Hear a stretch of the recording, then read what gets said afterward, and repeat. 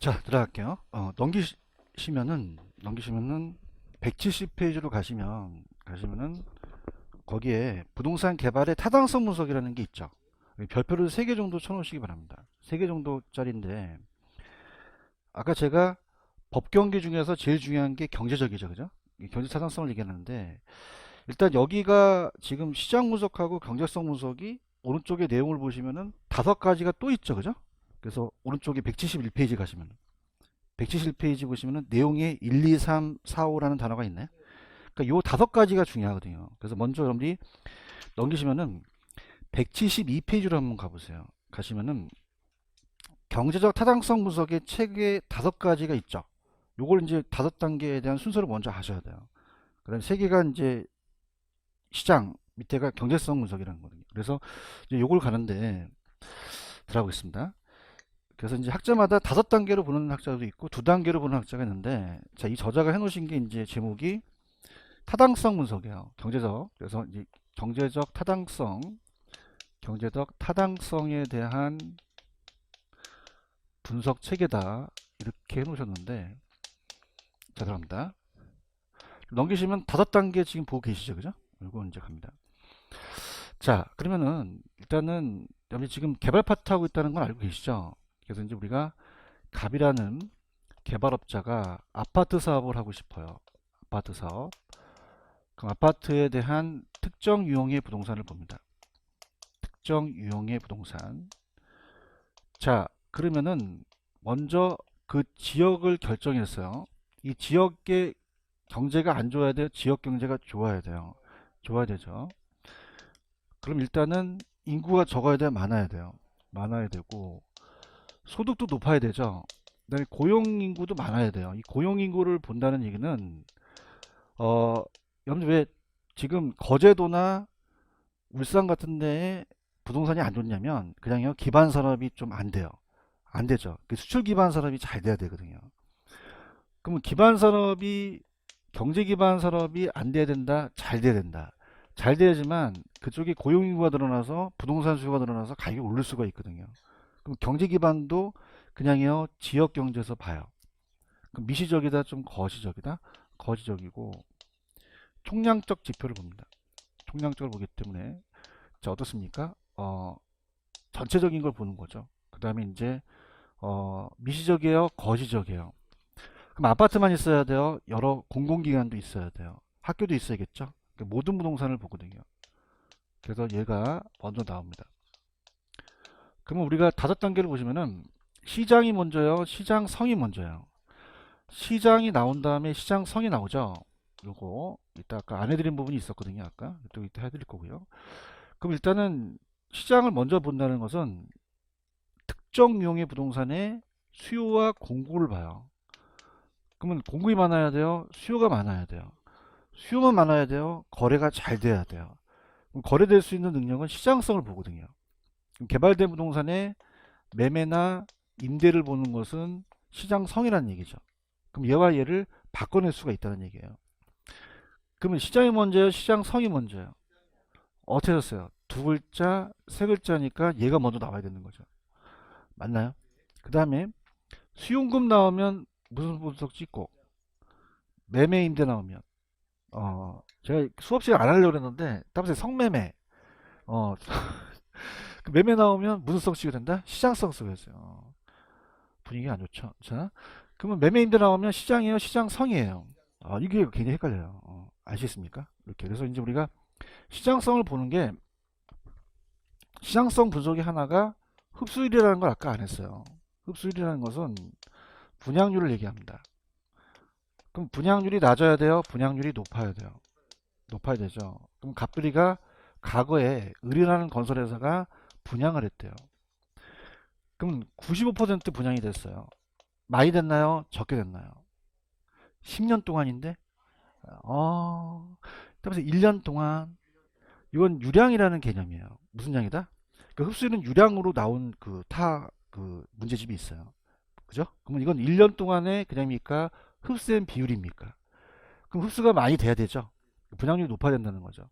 근데 이것은 얘가 분양을 한다는 것은 과거와 현재가 중요합니까? 미래가 중요합니까? 미래 추세가 중요한 거죠. 그래서 미래 추세에 대한 파악이 중요하다 일단 나올 거고요. 특히 흡수는 시장에 들어가요. 시장성에 들어가요.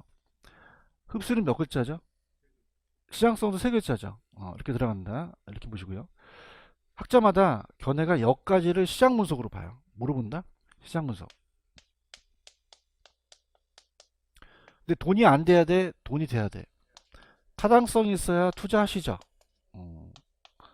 자, 그럼 타당성이라는 자체는 만약에 분양이 많이 되면 그됩니까? 부지값이 올라가 버립니까? 그럼 비용보다 수익이 커야 되죠. 타당성 있게. 비용보다 수익 커서 투자를 합니다. 자, 이건 그냥요, 돈 되는 거예요. 그다음에 경제성 분석. 이렇게 두 가지 또 나눠져요. 근데 희한한 게 여기에 시장이 또 들어갔죠. 그래서 얘를 같이 안 내고 5단계를 따로 내고 얘를 2단계 따로 낼 수 있어요. 그럼 2단계로 본다면 시장이 문제야, 경제성이 문제야. 어떻게 됐죠? 두 글자, 세 글자라는 거죠. 맞나요? 자, 이건 돈 되는 게 아니죠, 그죠? 적지 마세요. 다 이따 요약이 나와요, 그 앞에. 얘는 이따가 이 저자분이 시장의 채택 가능성이라고 얘기합니다. 채택 가능성이고, 그 다음에 정보를 수집하죠. 정보를 제공해요, 얘한테. 그럼 경제성은 그냥입니까? 돈 되는 겁니까? 그럼 수익성 여부를 파악하죠. 수익성 여부로서 수익성이 있다면 투자를 결정하겠죠. 이해하셨습니까? 그래서 이 5단계를 제가 암기하라 했죠. 그래서 따라서 지시성 타투. 타투가 문신이에요. 자, 그러면은 지역경제, 시장, 시장성 타투죠. 그죠? 그래서 제가 이제 그 시골에 사우나 가는데 조폭께서 이렇게 문신하신 분이 사우나 하고 있는데 쫄다고 싹 들어오더니 타투가 그냥이야? 문신이야? 문신하신 분. 그래서 성님 지시하십시오. 다음에 지시성 타투. 지가 뭐죠? 시가, 성이, 타투가 문신인 건 아셔야 돼요. 이렇게 5단계 있어요. 근데 이거를 이 저자분이 여기 들어가기 전에 한눈에 보일 수 있는 게 넘겨보시면은 170페이지 가시면은 박스에 시장 분석이라는 게 있나요? 맨 밑에 170페이지. 그럼 경제성이 먼저야? 시장이 먼저야? 어떻게 하셨어? 두 글자, 세 글자가 나오잖아요. 그럼 시장 분석이 먼저 들어가야 되죠? 개발 사업의 채택 가능성과 정보 자료를 제공 다 나오잖아. 그죠? 그 다음에 투자는 경제성은 그냥이야? 수익성이야? 투자를 결정하죠? 그럼 앞에 시장, 그러니까 이게 잘린 게, 이게 편집하시는 분들이 잘 하시는 게 171페이지 맨 위에 있어요? 그 앞에 게 무슨 분석이고? 시장이고, 그죠? 뒤에 게 경제성이야, 경제성. 여러분들을 위해서 이걸 올려놨어야 돼. 내 말 틀려요? 아니, 솔직하게 얘기하자. 솔직하게 171페이지 딱 보니까 모르는데 모르잖아. 그럼 앞에가 무슨 분석이고? 뒤에가 아까 저걸 얘기한 거죠. 맞아요? 그럼 거기 무슨 지시성 사투가 있죠? 그럼 자 갑니다. 지역 경제는 고용, 인구, 소득 다 나오잖아. 거시적. 맞아요? 시장이 문제야, 시장성이 문제야. 어떻게 했어요? 그 다음에 시장 지역의 수요 공급상을 분석하면은 시장성 찍어, 시장 찍어. 매매나 임대 나오면 어떻게 했어? 이건 잘한다. 그래서 매매 임대는 시장성 찍으셔야 돼요. 찾았나요? 그러면 그 특정 부동산에 수요 공급 나왔다. 그러면 시장이고 개발된 부동산에 매매 임대 나오면 시장성 찍으셔야 되는 거지. 강력하게 주장한 바입니다. 맞나요? 그다음에 타당성이 있어야 투자하시죠. 그럼 타당성은 개발사의 투자 자금을 유인할 수 있는 충분한 수익성이 있는지 보고 투자를 분석해서 할인 현금 수지 분석법 같은 걸 갖고 하죠. 시장 분석의 역할은 색깔 있는 것만 가세요. 이 저자가 색깔 있는 것만 출제가 되었어요. 시장 분석이라는 게 있나요? 그럼 의사결정을 지원하기 위한 부동산 시장의 동향과 추세고 리을에 새로운 개발 사업뿐만 아니라 기존 개발 사업도 행해진다고 돼 있죠.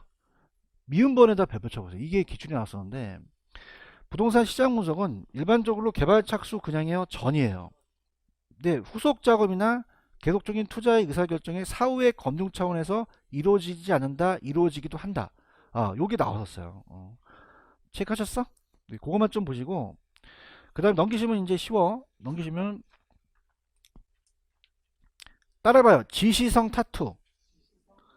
지역 경제는 도시 분석, 지역 분석이라고 돼 있죠. 그래서 지역경제활동, 경제기반, 정제기반 분석을 여기서 해요. 그래서 이제 고용인구, 소득 따지고요. 시장은 근린 분석과 부지 분석을 합니다. 그 다음에 시장 지역의 수요 공급 상황이 들어가면은 시장성이에요, 시장이에요. 근데 시장성은 이번 개발된 부동산의 현재나 미래에 대한 매매나 임대 있죠? 아, 매매가 없네. 그죠? 매매나 임대가 들어가야 되는데 분양이나 임대가 똑같은 거예요. 요거 들어가면 이건 무슨 성이다? 자, 그러면 3번에 흡수율이라는 거 기억나시죠? 흡수율은 몇 글자? 그럼 시장에 들어가, 시장성에 들어가. 여기 안에 흡수율 분석이 들어간다는 거예요. 근데 과거가 문제예요, 미래가 중요해요. 미래 흡수를 파악하는 게 궁극적 목적이라는 거죠. 체크하셨죠? 그 다음에 재무적은 이제 자금을 끌어들일 수 있는 충분한 수익성이 있느냐 여부를 따지고, 그 다음에 투자 분석을 해서 분석을 한다는 얘기예요. 이해하셨죠? 그러면 빨리 프린트 한번 풀어보세요. 1번 문제 한번 풀어보세요. 스타트.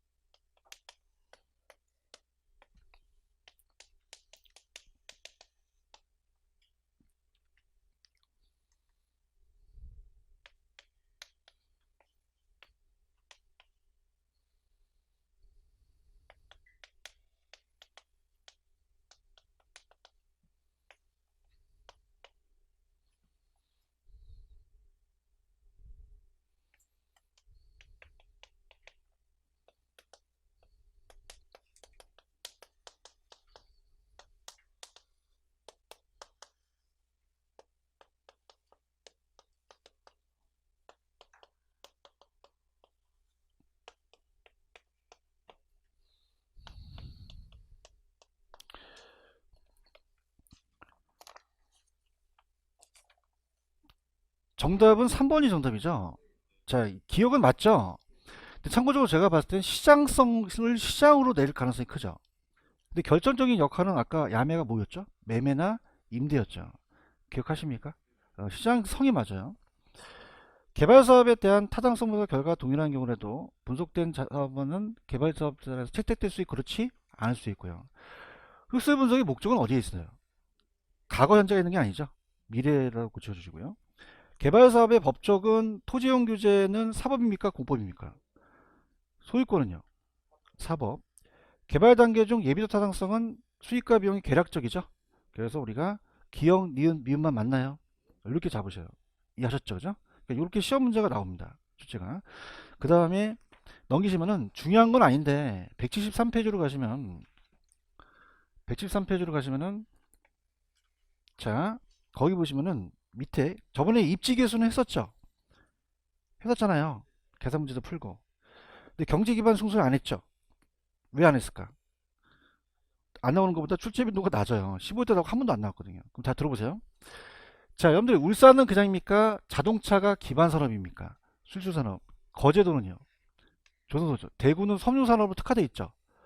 그럼 얘네들이 20명이고 얘가 80명이면 얘가 높아지면 얘가 높아지겠죠? 그럼 전체가 100입니다. 그럼 경제기반 승수는 자 우리가 왜 총소득 승수 아시죠?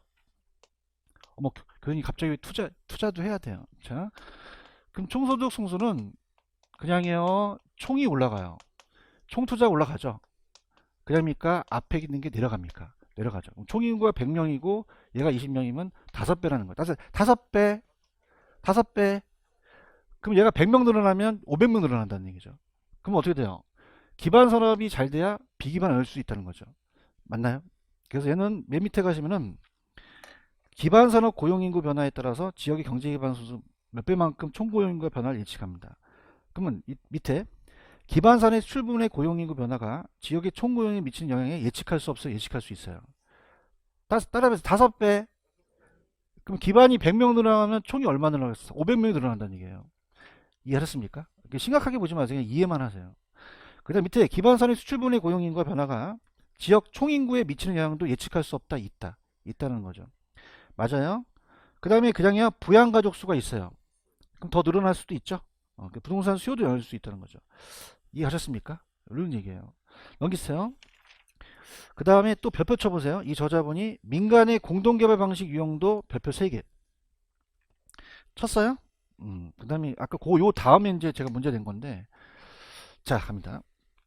자 요게 이제 시험에 잘 나옵니다.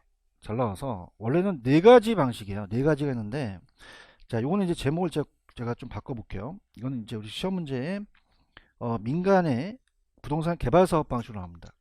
민간의 부동산 개발 사업 방식으로 나오는데, 자 우리가 이 저자분이 책 쓰신 거에 대한 건 제가 뭐라고 할 수 없지만 일단 시험 문제는 4가지로 나왔어요. 몇 가지 나왔다? 그래서 따라해보세요. 자체 개발 사업 이렇게 나왔고요. 그 다음 따라해보세요. 지주 공동 사업 이렇게 2가지가 있다 나왔고요. 그 다음에 거기 보시면은 뭐가 있냐면 토지 신탁 방식이라는 게 있어요. 그래서 그게 이제 3번째 크게 봅니다. 토지 신탁 방식 사업이고요. 그 다음에 컨소시엄이라는 게 있을 거예요. 없나? 어디 있나? 오른쪽에 있어요? 특이하시네. 컨소시엄 있어요? 컨소시엄은 중요하지 않기 때문에 그러는데 4가지 방식이 있어요. 찾았습니까? 그래서 우리가 기출문제를 보시면 그냥니까 4가지가 있습니까? 불러보세요. 뭐가 있어요? 자체개발사업, 또 지주공동, 토지신탁, 컨소시엄이 있다 이렇게 나오거든요. 이해 갔나요? 그러면 자체개발사업은 자기가 다 하는 거죠? 자, 그래서 우리가 합니다. 그래서 요즘 저도 이제 책자를 쓰는데 거의 4가지로 해서 구분해서 나오거든요. 근데 이 저자분은 이제 물론 이 4가지에 대가 있다고만 나왔지 주체적으로 뭐 이거 4가지다 3가지다 안 나왔기 때문에 자체개발사업은 자기가 하는 거죠. 그래서 이거는 우리가 토지 소유자가 지가 알아서 다 해요. 토지 소유자가, 자 그냥 제가 토소라고 할게요. 토소는 뭐를 줄임말? 토지 소유자. 그럼 얘가 토지를 제공했죠. 토지 제공하고요. 자금도 돼요. 자금 됩니다. 자 그러면은 모든 이익을 다 그냥입니까? 토지 소유자가 다 먹습니까? 그럼 사업 수행 속도 빠르죠. 안 위험해요, 위험해요. 꿀팁. 여기에 개발업자가 들어가면 돼, 안 돼? 안 된다는 거죠. 이게 꿀팁이에요. 아시겠습니까? 여기는 개발업자 등장하면 된다, 안 된다? 안 돼요. 오케이? 그러면 지주공동에는 등장할 수가 있죠. 그럼 같이 하니까, 그죠? 그럼 아까 그냥입니까? 위험합니까? 위험하니까 같이 등장하는 거죠. 여기는 토지 소유자만 있어, 개발업자도 있어.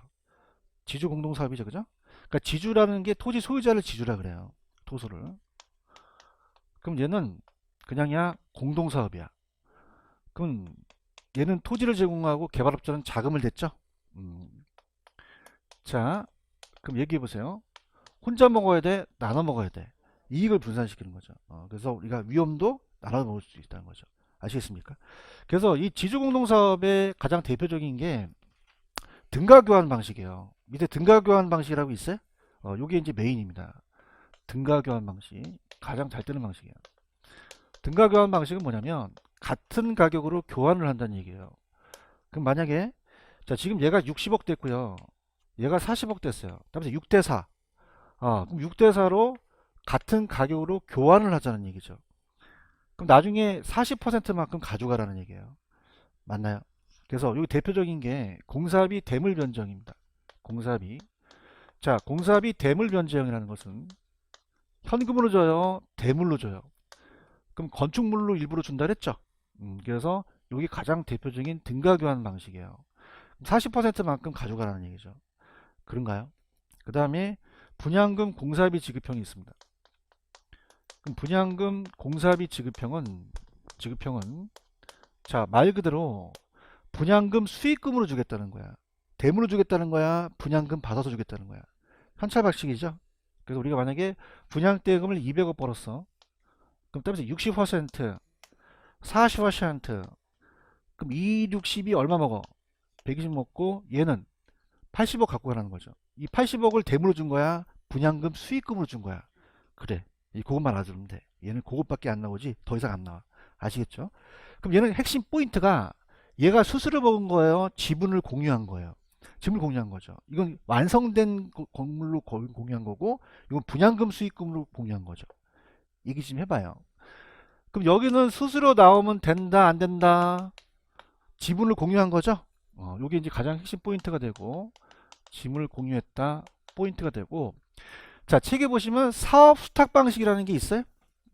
좀 찾아주세요.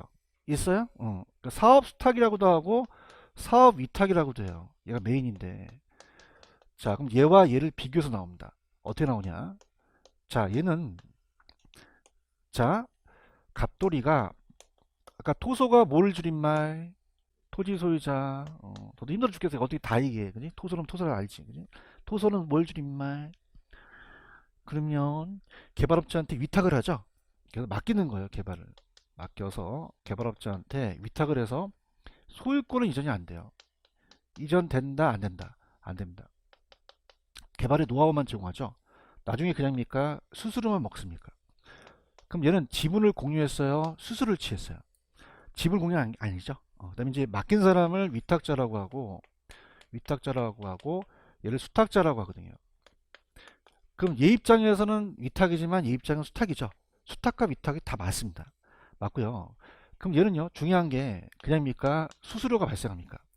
지분을 공유하지 않는다는 게 가장 핵심 포인트가 돼요. 이해 가야 되는데 이해 갔어요? 그 다음에 오른쪽에 보시면 토지 신탁 방식 좌측에 있어요? 토지 신탁 찾으셨어?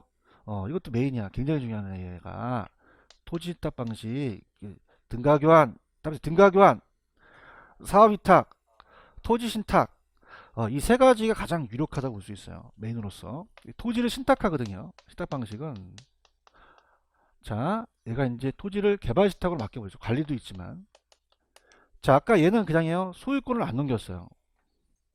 그럼 얘가 토지 소유자가 되죠. 토지를 제공하고 자금도 돼요. 자금도 토지 소유자가 자금을 조달합니다. 근데 공시법 시간에 부기등기라는 얘기 들어보셨나? 자 그럼 토소가 그냥이야 소유권을 넘겨. 사실상 형식상 넘겨버린다는 거죠. 형식상 소유권 이전돼요. 형식상 소유권을 이전합니다. 자 그럼 그냥요 토지가 넘어갔어요. 그럼 신탁회사가 토지 소유자가 돼버리는 거죠.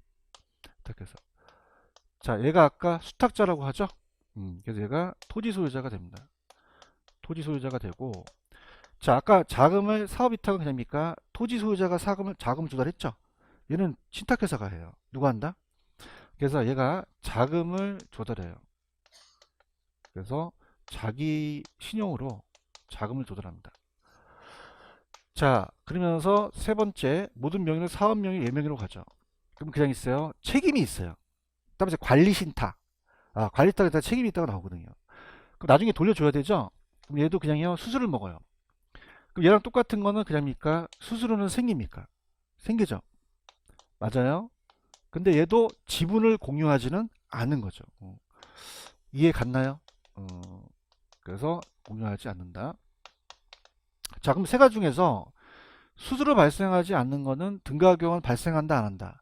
지분을 공유하죠. 얘 둘은 그냥이야 수수료가 있어. 지분을 공유하지 않는다는 건데 어떻게 잡냐면 자 들어보세요. 내가 어떤 회사에 컨설팅 해줬는데 이 컨설팅 회사가 수수료 안 줘. 그럼 내가 그냥이야 가서 책상을 쳐. 쳐보세요. 쳐요. 타기 붙었지. 그럼 타기 붙어야 수수료가 붙어요. 맞나요? 뭐가 붙어야? 그만 쳐 그냥 계속 치고 달려. 그럼 등가 교환은 탁이 붙었어요? 수수료 있어 없어? 뭐는 공유해? 지분을 공유하는 거죠. 반대 개념이에요. 맞나요? 근데 위탁이나 수탁이나 신탁은 그냥 탁자가 붙었어. 뭐가 나오죠? 수수료 취하고 지분을 공유하지 않는다는 게 가장 유력해요. 오케이? 그 다음 얘하고 얘가 반대가 뭐예요? 얘는 소유권 이전돼 안 돼? 얘는 이전되겠죠. 맞습니까? 그 다음에 아까 담보신탁이라는 게 있었죠. 자, 따라 담보신탁, 신탁 증서금융 기억하세요? 그래서 이 신탁회사가 수익증권을 발행해요. 무슨 증권을? 그럼 수익증권을 어떻게 됩니까? 토지 소유자한테 건넬 수도 있죠. 그죠? 그러면 얘한테 수익증권 소유자한테 그냥입니까? 배당을 해줍니까? 그죠? 그래서 토지 소유자와 약정을 맺고 수익증권을 발행해서 그 수익증권을 가진 사람이 따라서 신탁의 수익권, 아까 신탁 수익권이라는 게 있었죠? 그 보유자한테 또 수익을 준다는 거죠. 토지 소유자가 되는데 또 수익자를 지정할 수도 있어요. 아시겠습니까? 따라서 컨소시엄, 소규모예요? 대규모예요? 법인간이죠? 그래서 그것만 체크하시면 됩니다. 그럼 왔다 갔다 하지 않고 순서대로 갈게요. 사업 위탁 있어? 여기 수수료 붙어 안 붙어? 어떻게 알았지? 감사 탁이 있잖아요. 수탁은. 그러면 수수료 붙죠? 근데 지분을 공유하지 않겠죠. 근데 소유권 넘어가 안 넘어가? 안 넘어가죠. 대답 좀 해줘요. 그렇게 해야지 먹고 들어간다고. 그럼 얘는 그냥이야 수수료 있어. 지분을 공유하지 않는다. 자, 그럼 사업 수탁 위탁은 개발업자가 토지 소유자로부터 기획 설계 완공 관리 운영해서 사업만을 위탁했죠. 뭐만 취해요? 그럼 가만히 있지 말고 수수료에다가 색깔 칠해야지. 없잖아 색깔이. 칠했어요? 근데 3번 지분을 공유한다 안 한다. 요게 핵심 포인트가 돼요. 2번 그냥입니까? 소유권을 안 넘겼습니까? 그럼 자금 조달도 누구 명의로 가요? 토지 소유자. 토지 소유자의 명의로 다 가는 거죠. 오케이? 자, 토지 개발 신탁도 탁자 들어갔지? 그냥이야 수수료가 들어가. 지분 공유하지 않는다. 근데 얘는 사업 수탁과 다른 건 그냥이야 형식적으로 소유권이 이전돼. 맞아요? 그래서 토지 소유자가 부동산 신탁계 형식적 소유권을 이전시키는 거야. 그럼 신탁 계약에 따라서 그냥이야 신탁회사가 자금을 조달해. 아까 얘기했잖아요. 그 다음에 아까 얘가 수익증권을 발행했죠. 그러면 개발사업 시행 후 운영 성과를 토지 소유자, 위탁자, 수익자한테 실적 배당을 해주는 거죠. 확정이에요, 실적이야? 확정 배당이 아니죠, 그죠? 그 다음 사업 전반이 그냥입니까? 신탁회사 명의로 갑니까? 얘 수수료 들어가나요? 어떻게 하셨죠? 감사합니다. 그럼 수수료에다가 똥을 치셔야죠. 가만히 있지 말고. 지분을 공유한다 안 한다? 안 한다는 거죠. 그래요? 근데 등가 교환 방식은 수수료 들어가 안 들어가? 어떻게 하셨어? 그럼 얘는 지분을 공유하는 거죠. 어떻게 강사만 신나냐? 아시겠어요? 그럼 등가 교환은 수수료 없죠? 그럼 얘는 2번 수수료 문제는 발생하지 않는다. 그래서 토지 건물을 공유하는 방식이에요. 그래서 이제 어떻습니까? 밑에 가시면 개발업자는 토지를 매입하지 않고 건축비만 부담할 수 있고 토지 소유자는 토지만 됐죠? 그래서 위험을 분산시킬 수 있다는 거죠. 자, 신차지 방식이라는 게 있나요? 이건 딱 한 번 나왔었는데 이것도 지주공동에 들어가요. 차지라는 것은 땅을 빌린 겁니다. 구차지예요, 신차지. 그럼 새로운 차지 방식이라는 거죠. 자, 그럼 이건 토지 소유자가 개발업자한테 땅을 넘긴 거예요, 땅을 빌려준 거예요. 그럼 임차권을 주죠. 그럼 얘가 건물 져서 임대를 해서 수익이 생기면 얘한테 지대를 주거든요. 근데 땅을 샀어, 빌렸어. 그러면 종료가 되면 토지를 반환해야 되죠. 그럼 토지는 무상 반환해요. 유상이다, 무상이다? 무상 반환하고 건물은 그냥요 시가로 양도해. 양도하죠. 그런 얘기가 나오겠죠. 그럼 이제 펜을 들어보세요. 막 함부로 펜 드지 마시고 제가 들릴 때 지금 어디 하고 있지? 신차지하고 있지. 그럼 파란 색깔 있어? 그럼 차지 계약 종료 시는 토지는 어떻게 반환하고? 무상. 무상이죠, 그죠? 무상이라고 적어놔. 유상이야, 무상이야. 건물은요. 시가 양도하는 거죠. 이게 키포인트가 돼요. 초지 소유자와 개발업자가 일정 기간 차지 계약을 체결했다고 되어 있죠. 그래서 이제 그 계약 시점에서 이 계약 기간 동안에 지대 권리금을 지급하고 건물 임대 수익을 근거로 토지소유한테 지대를 지불하는데 내가 중요한 건 4번만 중요한 것 같아. 찾았죠? 그러면 그냥이야 토지는 무상으로 반환돼. 건물은요 시가. 자 오른쪽 공사비 분양금 지급형이라는 건 그냥이야 공사비를 분양수익금을 받아서 주는 거죠. 투자자 모집형은 투자 모집해서 펀드를 배당하는 거고, 컨소시엄은 소규모야 대규모, 위험을 분산시킬 수 있죠. 그래서 이해관계자가 복잡하다는 거죠. 그렇죠? 법인 간에. 이해하셨습니까? 그러니까 이건 반대예요. 봐봐. 자체 개발 사업은 그냥이야 혼자 다 해. 그러면 그냥이야 위험이 커. 근데 신속하지. 근데 컨소시엄은 혼자 해, 여럿이서 해. 그럼 안전하지만 사고기 많으면 배가 산으로 가죠. 관계가 복잡해질 수 있다는 얘기예요. 이해만 하세요, 이해만. 그 다음 여기 중요한 거는 토지 소유자가 아니야, 이 컨소시엄은 법인간이야. 법인간. 연구사를 적어 놓으시고, 자체 개발 방식은 여기에 개발업자가 들어가면 돼요, 안 돼요? 안 됩니다. 그럼 다 누가 하는 거죠? 토지 소유자. 토지 소유자가 소사업 기획하고 자금 조달하고 지가 이익 다 먹고 위험도 다 크죠. 그래서 사업 수행 속도는 빠르지만 어때요? 위기 관리 능력도 요구되고 그렇게 됩니다. 그다음 좌측에 174페이지 가시면 비교의 공사비 대물 변경이라는 게 있어요. 자, 이것도 그냥이요 등가 교환 방식이에요. 근데 이건 그냥입니까? 대물로 줍니까? 그냥 줘요? 건축물로 줘요? 건축물, 건물의 일부로 변제한다는 거죠. 아시겠습니까? 그럼 빨리 씻기 전에 2번 문제 빨리 풀어보세요. 스타트.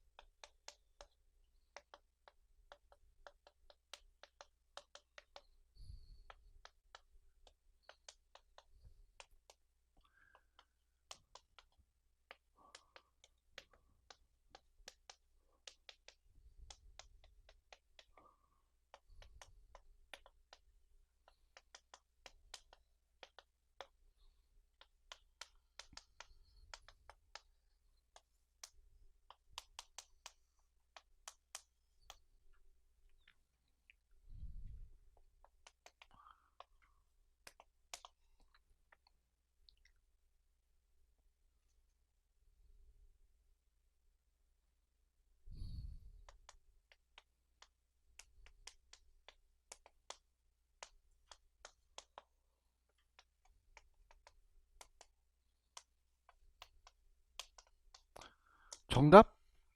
3번이 정답이죠. 자, 가볼게요. 자, 사업 수탁 방식은 사업 전반이 토지 소유자 명의로 가는 건 맞죠?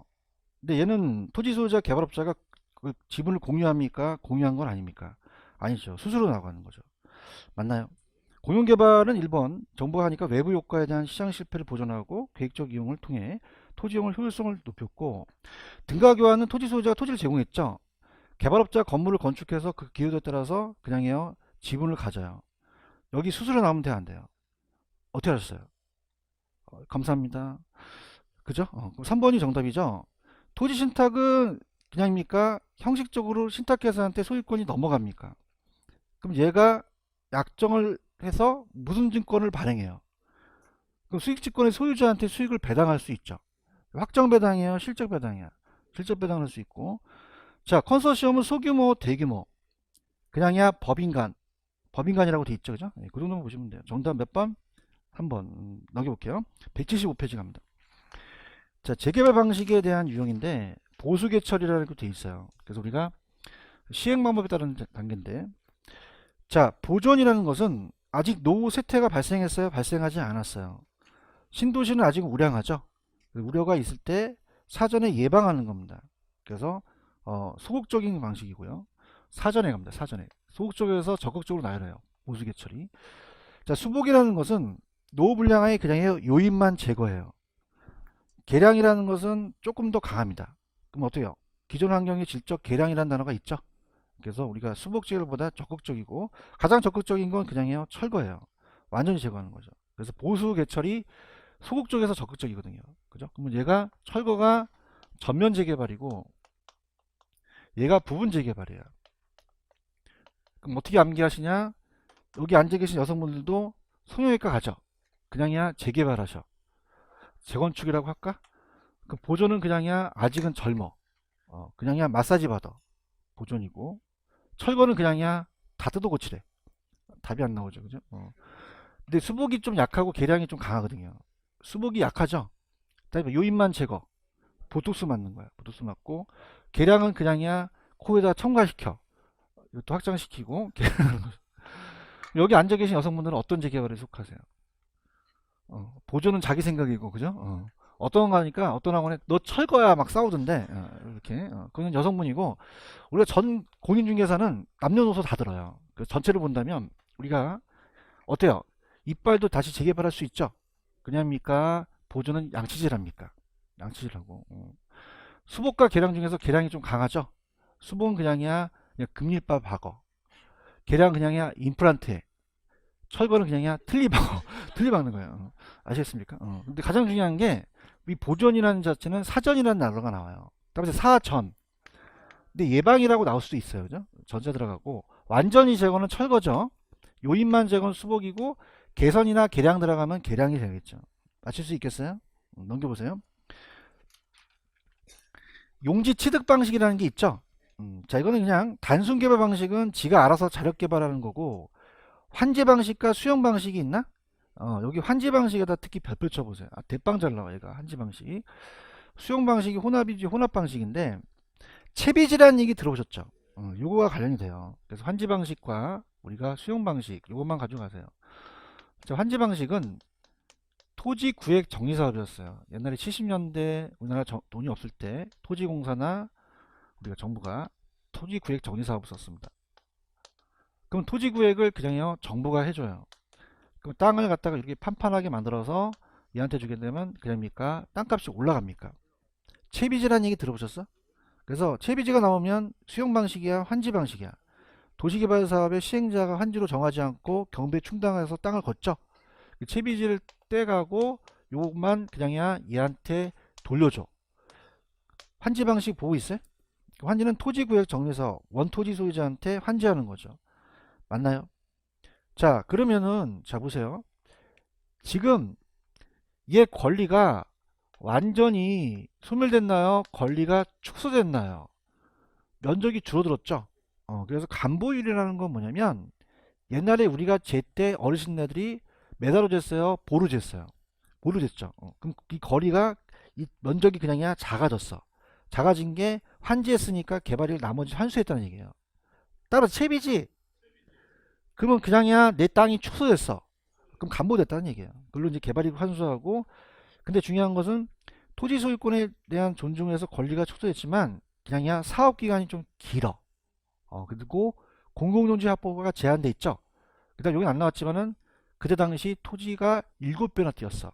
그냥이야 투기가 발생해. 개발이익이 사유화될 수도 있죠. 그래서 우리가 1980년대 목동 안산 신도시서부터 판교까지 수용 방식으로 가는 거예요. 무슨 방식으로? 그럼 수용 방식은 그냥이야 매수 방식이야. 택지 공용개발이라고 들어보셨죠? 그래서 택지 공용개발 방식으로 하는 거죠. 그럼 택지 공용개발 사업은 환지하는 거야? 개인의 땅을 수용하는 거야? 수용 방식이죠. 맞아요. 그래서 얘는 택지 공용개발이라 그래. 그럼 실수요자한테 분양을 하고 자 보통 이제 공시지가로 이제 보상을 해주면서 권리가 소멸될 수도 있죠. 근데 얘는 중요한 건 그냥입니까? 초기에 자금 부담이 많습니까? 많죠. 그다음에 환지 방식에 의해서 투기를 줄이고 기반 시설을 확보할 수 있고 개발이익을 환수할 수 있다는 얘기죠. 맞나요? 그럼 우리가 혼합 방식이라는 게 있어요? 그럼 누가 누굴 더한 거지? 환지하고 매수를 더한 거다. 그렇게 가져가시면 돼요. 아시겠죠? 오른쪽 관리갑니다. 관리는 한 문제 두 문제밖에 안 나와요. 그래서 이 저자가 개념에 그 2번에 파란 색깔 쳐놓은 거 있죠? 우리가 그냥요 유지한다 그래요. 그럼 내부적 관리에서 외형 형태를 변화시킨다, 변화시키진 않는다. 않겠죠. 그렇죠? 그 다음에 자 요즘은 자기가 관리해요, 위탁 관리가 필요해요. 왜 그럴까? 인구가 그냥이야 도시로 몰려. 그럼 건물이 그냥이야 고층화돼. 건축 기술이 발달할 수 있죠. 소유자, 부재 소유자가 또 많고 리츠 같은 상업용 부동산이 나오니까 위탁 관리가 필요하죠. 넘기세요. 그럼 어디서부터 시험 문제요, 교수님? 그러면은 넘기시면은 복합 개념의 관리라는 게 있어? 여기서부터 나와. 그래서 이제 관리에 대한 그 복합 개념의 관리서부터가 시험 문제가 되는 거예요. 다음에 법 경기 세 가지가 있죠. 그래서 세 가지를 관리 이제 보고 밑에 가시는 영역에 대한 걸로 연결시킬 텐데, 자, 우리가 부동산 관리예요. 관리에 대한 자 분류입니다. 분류 중에서 복합 개념에 대한 분류예요. 자, 복합 개념은 다음에 법 경기. 자, 법률 쪽은 뭐라고 나오냐면 민법 시간에 보존 등기한다는 얘기 들어보셨죠? 보전이에요, 보존이에요. 소유권을 보존 등기하죠, 그죠? 그럼 얘는 뭐가 잘 뜨냐면, 자, 우리가 계약을 하려면 그냥 해요. 계약법을 알아야 돼요. 법을 알아야 되죠. 그럼 계약이 나오면 무슨 적 관리 찍어? 법률적. 경제적은 돈 되는 거죠. 그래서 우리가 경제적은 경영관리라고 돼요. 그럼 그냥 이때 수익이 많이 나와줘야 돼. 그럼 순수익을 극대화 나오면 무슨 적 찍어? 그 다음 또 찍어줄게. 다음에 인력관리. 인력관리가 가장 유력해요. 사람을 적재적소에 배치시킬 수 있죠. 그럼 인력관리도 무슨 관리에 들어간다? 경제 들어가고, 기술적과 경제적을 바꿔냅니다. 이 짜있을 말이야. 그러면 기술적은 어떻게 찾냐면, 자, 요거는 유지관리예요. 그래서 우리가 소극적이면서 얘가 협이면 전체가 광인데, 자, 이게 어떤 게 다른 거 나오냐면, 건물이 금이 가면 그다음에 물리적 감가, 물리적 하자가 될 수 있죠. 자, 근데 엘리베이터가 없으면 그다음에 기능적 감가, 그 물리적 기능적 하자가 발생할 수 있어요. 그 물리적 기능적 하자 유무가 나오면 이거는 경제적이다, 기술적이다? 기술적 찍으시야 됩니다. 맞나요? 그 다음 키포인트만 톡톡 찍어줄게. 토지하고 건물이 있으면은, 자, 토지는 인접성이라는 얘기 들어보셨나요? 그럼 인접성 때문에 29번지에 30번지 땅이 있어. 그럼 얘도 모르는 사이에 침범할 수 있죠. 그냥이야 경계를 측량해. 그럼 경계 측량은 변화사가에 측량사가에 무슨 쪽 관리 들어가? 기술적 관리 들어가고, 건물은 화장실 청소 같은 위생이 중요하죠. 위생은 청소 관리고요.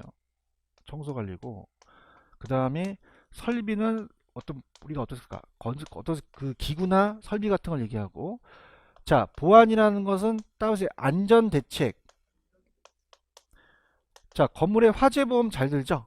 그죠? 화재보험이나 재해보험에 가입시키고, 따라서 보전 현상 유지하는 거죠. 그래서 우리가 위설 안전이라고 암기하시라 그랬어요. 그럼 우리가 안에 있는 위와 혓바닥 선은 그냥이야 안전해야 오래 먹고 살아. 그럼 이건 다 무슨 적 관리에 들어가? 기술적이 들어가죠. 펜 들어보세요. 자, 기술적 유지가 협인데요. 여기에 위설 안전 있어요? 있잖아. 위가 뭐야? 설, 안, 전. 네 가지가 들어가 있네. 그 다음에 또 토지 경계 측량이 있어요?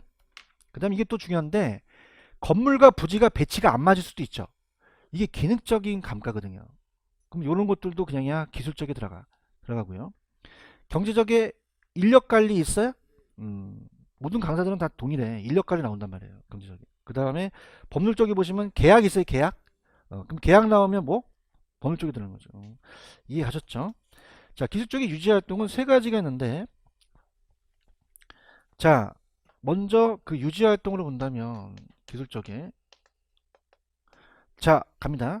예방이라는 건 그냥요 사전에 예방하는 거예요. 사전에.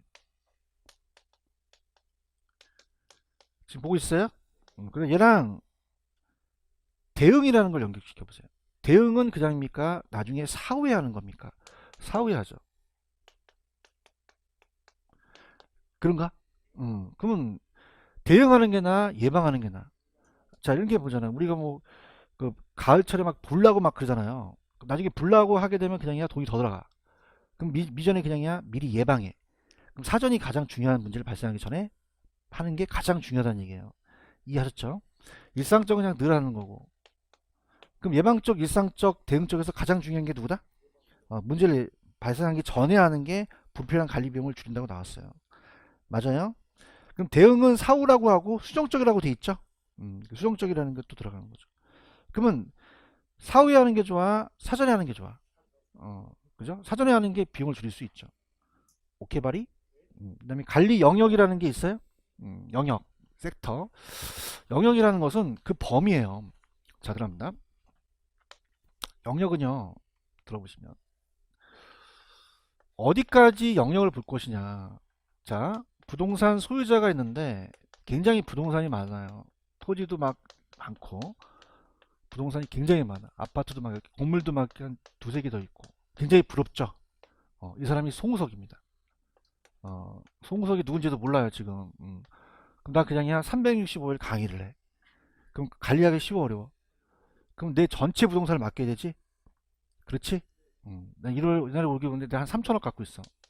그럼 그냥이야 똑똑한 애한테 맡겨야 돼. 그 다음에 자산관리. 자산관리가 가장 적극적 관리예요. 찾았습니까? 그럼 자산관리는 그냥입니까? 전체를 맡깁니까? 맡겨서 나를 불을 극대화시키는 거지. 얘기를 해야 되는데 영어도 나와. AM이라고. 어셋 매니지먼트. 미안해 영어 써서. 자, 그거는 소극적이야 적극적이야? 적극적이야. 그럼 내가 띠들한테 맡겨야 돼? 똑똑한 한테 맡겨야 돼? 엘리트한테 맡겨야 돼? 장기적인 전략을 세울 수 있는 애한테 맡겨야 돼. 맞아요? 근데 얘는 다 관리해요. 관리자를 또 둬요. 그럼 부동산만 관리하는 애가 있죠. 그래서 부동산 관리자를 둬요. 부동산 관리. 그래서 이걸 프로퍼티 매니지먼트예요. 프로퍼티가 이제 부동산이거든요. PM. 그럼 얘는 그냥입니까? 건물만 관리합니까? 그래서 건물 및 임대차 관리라 그래요. 건물 및 임대차 관리. 그래서 임대차 활동, 임대차 관리만 나오고, 근데 감정평가 시험 문제는 재산 관리라고 나왔었는데 그냥 참고하시고요. 그러면 얘가 다 관리합니까? 또 화장실 청소는 외주를 줍니까? 그러면 시설 관리 같은 건 맡기겠죠. 그러니까 점점 범위가 줄어드는 거예요. 그죠? 그럼 누가 제일 범위가 클까요? 자산 관리가 제일 규모가 크겠죠. 그런가요? 그래서 얘는 FM인데 시설 관리. AM, PM, FM 라디오 방송 같네. 자, 그럼 얘는 적극적이다, 좀 소극적이다. 소극적이죠. 그래서 외주 관리라 그래요. 아까 여러분들 위설 안전이라는 게 있었죠. 요게 다 기술적 관리가 시설 관리 들어갑니다. 어디 들어간다? 시설. 자, 그럼 얘는 지읒 들어가니까 소극적이야, 적극적이야. 얘는 시옷 들어가니까 소극적이죠. 그러면서 자산과 시설을 바꿔낼 가능성이 크다는 얘기예요. 지금 보고 있어요? 자, 자산은 부동산 매입 매각할 수 있죠. 투자 리스크라든지 재투자 결정. 리모델링은 시설이지만 리모델링한 재투자 결정 의사결정이 자산으로 나왔고요. 포트폴리오 관리, 리모델링 나왔네. 리모델링 투자 의사결정이 있어요? 그러니까 리모델링만 봤을 때는 시설이지만 그냥요 투자 의사결정을 해줘요. 경제 자산이다. 가장 적극적이고 부동산 재산 건물 및 임대차 관리는 한 번도 안 나왔어요. 그냥 임대차 관리만 해주고 시설 관리는 소극적이죠. 그럼 아까 위설 안전 기억하시죠? 자 그냥요 위생이 있어요. 설비 있죠. 있잖아. 그 다음에 보안이 있죠. 에너지 외주 관리라고도 하거든요. 이거 찍으셔야 됩니다. 그 다음에 오른쪽 기업 관리라는 건 그냥 참고하세요. 명목회사를 둬서 그냥 그 기업 관리하는 아까 자산관리회사라는 거 기억하시죠? 위탁하는데 거의 희박해 기업 관리는. 그 오른쪽에 관리 주체 있어요? 별표 3개 요거. 난 요거 나와. 그러니까 얘네들이 낸다면 얘네들과 얘네들이 중요하긴 해요. 하는데 중요한 거는 지금 관리가 무슨 관리 무슨 관리예요. 자가관리, 위탁관리, 혼합이라는 게 있죠. 이건 가장 잘 떠요. 그래서 문제도 그걸 냈는데 그것만 풀고 이제 좀 쳤다 가는데 일단은 여러분들이 지금 프린트를 한번 가보세요. 3번을 한번 풀어보세요. 3번의 영역이니까 3번부터 먼저 풀고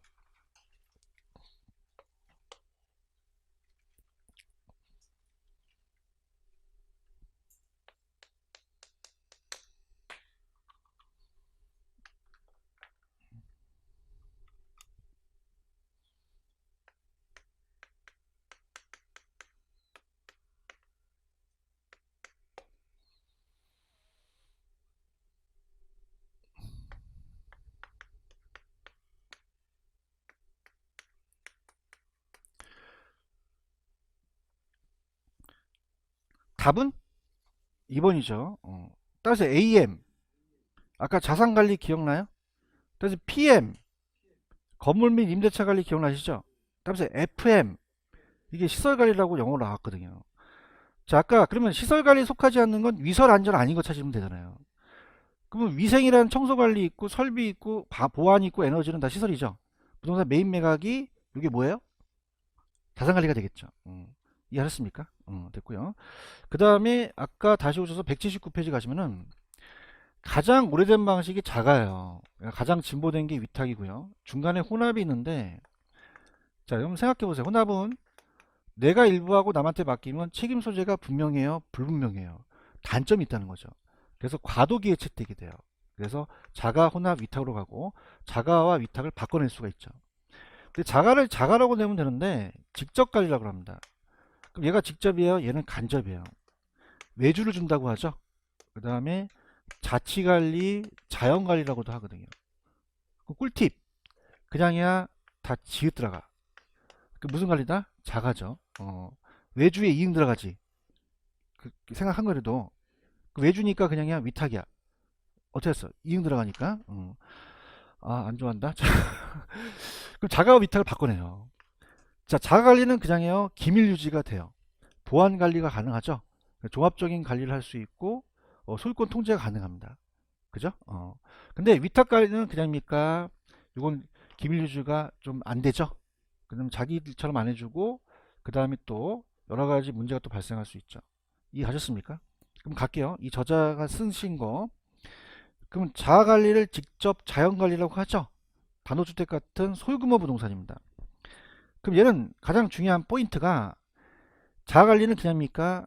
기밀 보안 관리가 강점입니까? 지휘 통제력이 확보되죠. 근데 그냥입니까? 관리성은 좀 떨어집니까? 관리 업무에 타성화라는 단어가 있어요. 그러면 자기가 타성화에 젖어서 그걸 계속하다 보면은 타성화에 빠질 수 있다는 거죠. 불필요한 관리 비용이 들어가고 전문성이 결여되며 위탁은 전문가한테 위탁을 하죠. 대형 고충, 현대적인 전문적 관리고 기밀 보안 관리는 그냥요 단점이에요. 지휘 통제력 확보가 곤란하죠. 반대고요. 그러나 전문성은 그냥입니까? 높습니까? 타성화를 방지할 수 있죠. 이 저자가 해놓으신 게 그냥입니까? 여기 옆에가 반대입니까? 반대죠. 불필요한 관리 비용을 절감하고 혼합은 자가관리에서 위탁관리에 채택되는 과도기에 채택되면서 자 얘는 단점이 나옵니다. 문제가 발생 시 책임 소재가 분명 불분명 요게 나오고요. 맞나요? 그 다음에 아까 제가 신탁관리 관리 신탁 같은 경우도 그냥입니까? 책임을 집니까? 아까 신탁관리 관리 신탁 나왔으니까 그냥이야 수수료 들어가. 그럼 신탁 보수 수수료 부담 되죠? 근데 중요한 거는 그냥이야 책임이 있어. 대인물 및 태물 사고에 대한 책임이 있겠죠. 아시겠죠? 됐습니다. 프린트를 풉니다. 4번 문제 갑니다. 스타트. 요거만 풀고 좀 쓰다 가겠습니다.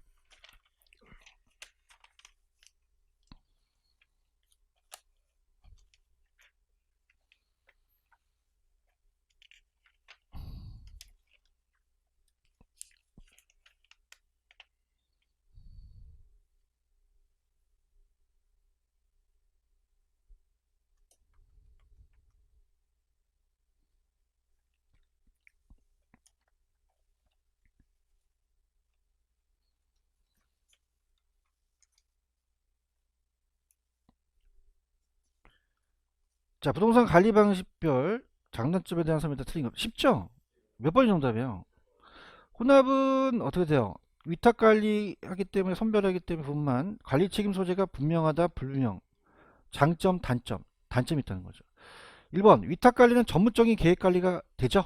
시설물의 노하우를 늦출 수 있고 위탁 관리 관리업체가 영리만을 추가할 경우 부실할 관리를 초래할 우려가 있고 혼합은 자가에서 위탁의 그냥입니까? 과도기입니까? 초재가 됐었고요. 그 다음에 5번 자가관리는 관리하는 각 부분을 그냥요 종합적으로 운영할 수가 있어요. 그럼 종합적 운영 나오면 무슨 관리예요? 그냥요 기밀 유지도 돼요. 유리하죠. 이렇게 해서 정리하시면 돼요. 이해 가셨죠? 됐습니다. 좀만 쉬었다가 갈게요.